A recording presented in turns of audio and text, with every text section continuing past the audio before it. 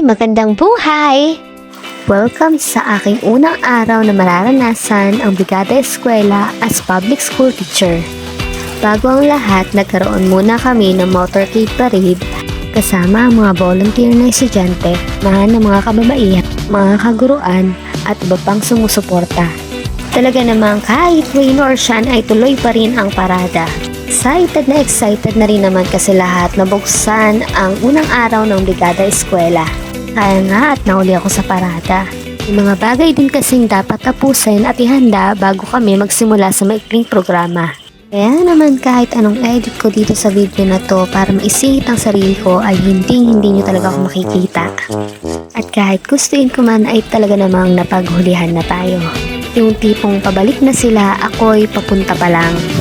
Salamat na lang talaga at medyo tila na ang ulan at madami rin namang nakibahagi sa unang araw na ito. Matapos nga ang maikling programa ay nagkanya-kanya na rin kami ng paglilinis ng aming silid-aralan. At dahil nga nakapagakot na rin ako ng mga dapat ilabas na gamit sa ICT classroom noong isang linggo, ngayon ay sinimulan ko ng linisin itong dingding at itong kabilang pintana. Kung nagtataka naman kayo bakit nililinis ko pa itong dingding at bakit hindi ko na lang pinturahan, hay, sino kaya may busilak na puso na pwedeng mag-donate ng pangpintura ni ma'am? Medyo madami lang talagang nakadikit na bomba ng mga butki dyan sa dingding, kaya naman kailangang kuskusin. Baka naman po, sa mga gustong tumulong dyan, isang lata ay sapat na, kinikilig pa. Wow! At sa pagpapatuloy ng aking madiinang pagkukuskos, hindi ko na namamalayan na ako'y medyo nagiging Spider-Woman na pala. Kaya ano pang hinihintay nyo? Donate na! Hay, hindi talaga madaling mga isang guro. Minsan nagiging unggoy na rin na pag hindi mo abot yung kisame. Sa bilis nga ng oras ay feeling ko nagkuskusan lang ako maghapon ng dingding at bintana.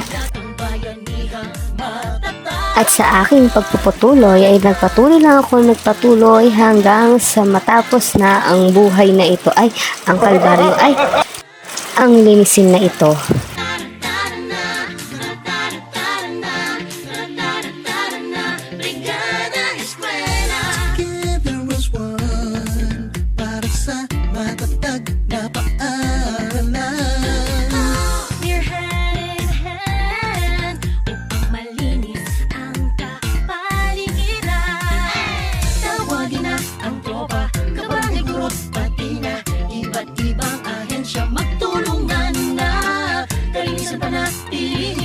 Sa mga mag-aaral natin, magandang kinabukasan, magkakamtan din. Tara-tara na, magbrigada na.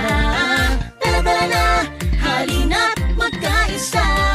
Tara-tara na, ating ipahayag ang bayanihang matatag. Tara-tara na, magbrigada. Matapos ng ilang oras na pagkukusan ay sinimulan ko na rin pinturahan itong aking chalkboard. At hindi ko namamalayan nakaputi nga pala ako.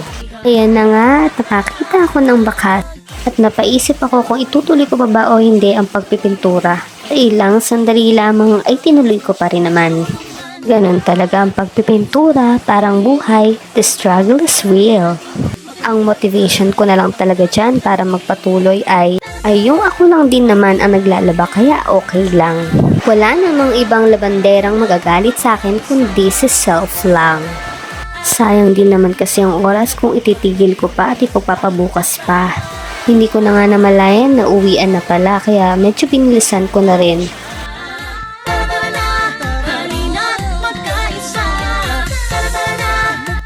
At ito na nga, hindi pa dyan nagtatapos ang lahat.